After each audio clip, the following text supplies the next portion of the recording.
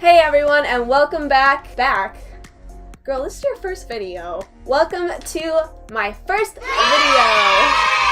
So this is my first video on this channel. My name is Toria, and this is my DIY design space. The fall season is full of end of the summer fiery shades. I mean, look at my eyeballs. I dressed for the occasion. And the dark and moody shades that help us transition into winter. It is for pumpkins and leaves. Just kidding, no leaves. And cuddling up with your fur babies on the couch. Let's see if I can find a fur baby. Mr. Butters. Aw, there's a fur baby. If you are new here, which, let's face it, this is my first video on this channel, so of course you're new here. Don't forget to give this video a huge thumbs up and wait for it. Subscribe. Yes. Today I have not one, not two, but 3 quick and easy fall time DIY decor projects for your home. These are all so dang cute, they'd make your grandma cry. And who knows, you may even want to make them for her for Christmas. So without further ado, get your crafty pants on and your glue guns out. Just kidding, we don't need these today. And let's get into the video. The first project I have for you is this dark and moody centerpiece. Ooh. I keep this on the center of my coffee table and I'm so impressed with how it turned out and how easy it was to put together. I feel like the colors make the room feel comfy and cozy, and they'll work well past fall and into winter. The first things you're going to need for this proyecto means project, are some floral stems and greenery. You will also need a carvable pumpkin like this one, and a floral foam block that will fit into the pumpkin to hold your arrangement in place. You're also going to need some pumpkin carvers. I like the skinny ones for cutting a smoother line, but you can use a knife if you need to. And finally, some wire cutters to customize and shorten your stems. You're going to need these. First things first, you want to end up with a hole large enough for your foam to fit through. So you can begin cutting out that stem of your pumpkin and gradually increasing the size of the hole until you can pop the foam through the middle. Next, it's as easy as trimming your stems and leaves and sticking them into the foam. That's it. I wanted my centerpiece to have some height, so I placed tall greenery in the back, almost fanned out like a peacock, and then clustered together the flowers more in the center. Finally, I filled in any gaps or spaces where the foam was still showing with the rest of the greenery stems that I took apart and separated, so I ended up with a really flush and full appearance. And this part is optional, but I also grabbed a couple of dried out cattails, I think that's what they're called, and these red spiky balls to, to mix in for a little added color and texture.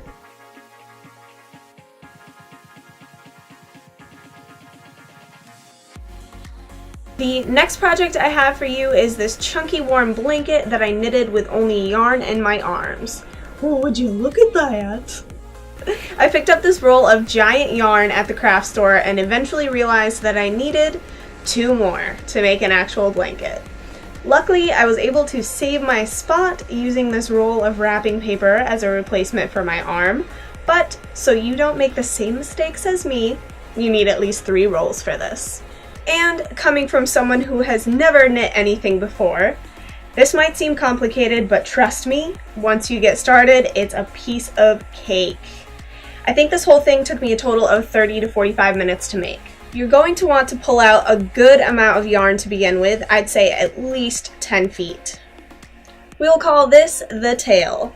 Then you want to drape that tail over your hand, as I'm doing here, and pinch the 2 ends together to create a loop. Then you're going to twist your hand around the front of the loop and grab that tail, pulling it up and through the original loop to create a new one around your wrist, and then pull on the tail in order to tighten the knot you just created. Don't make it too tight though, because you will need to slide it up your arm as you add more stitches.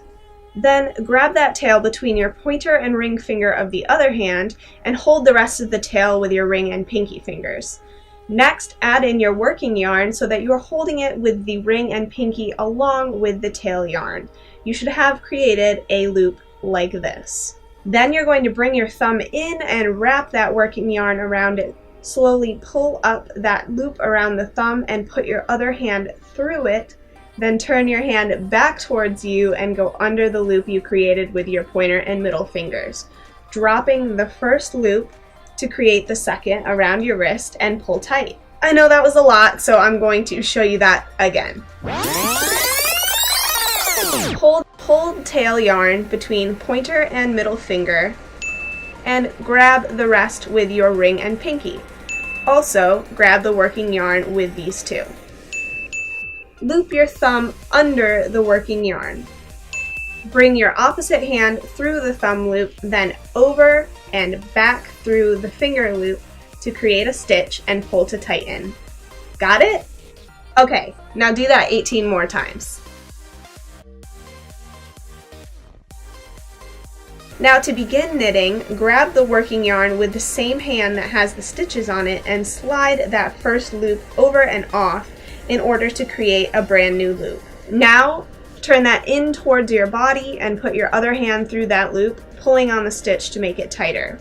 And then repeat this process until all of the stitches are moved to your other arm, sliding the stitches up so that they all fit. Continue to repeat this process back and forth between your arms until you get to the end of your working yarn. This is the point where you need to knot together the end of your working yarn with the start of a new roll in order to continue. This is just a basic knot. Pull it tight and trim the ends with the scissors. Then continue on your merry way. Once you get close to the end of your yarn, you're going to want to save enough to finish off the last part of the blanket. You're going to start by creating 2 stitches onto your opposite arm, the same way you have been for the past 40 minutes or so. And instead of adding another stitch, you're going to bring the first one over the second and drop it.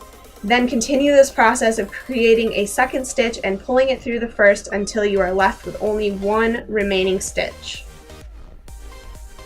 Create one more loop and then cut your remaining yarn, pulling the end through the loop to create a knot and tighten it. With the 2 tails that you are left with, simply weave them into the edges of your blanket and bam! There it is.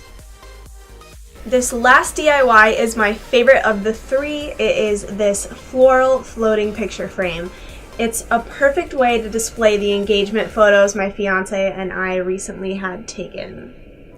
I picked up this floating frame for $13 on sale, and I love that it comes with this hinge mechanism to open and close it. Then I had 2 photos printed in a size that would leave some extra space around the outside perimeter of the frame.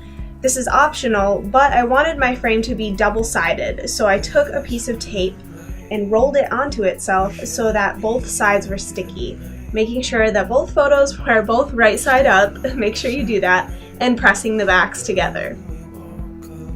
Once I had the photos where I wanted them, I took another strip of tape and placed that at the top edge and smoothed out any bubbles that might have shown on the glass so that it was as invisible as possible.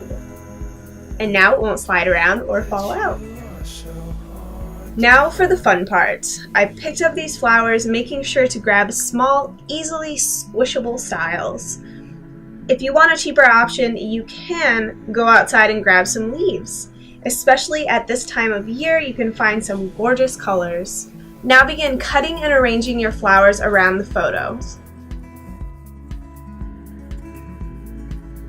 You can also sprinkle in some petals as well to help fill in the empty spaces. Make sure to flip some of your flowers so that they face the opposite side if you're creating a double-sided frame as well. Then slowly and carefully press the opposite glass over the top of your work. It takes a bit of pressure to really squish down the flowers, and there may be a little bit of moisture coming out of them, but that's okay, it'll evaporate out. And this is the finished frame.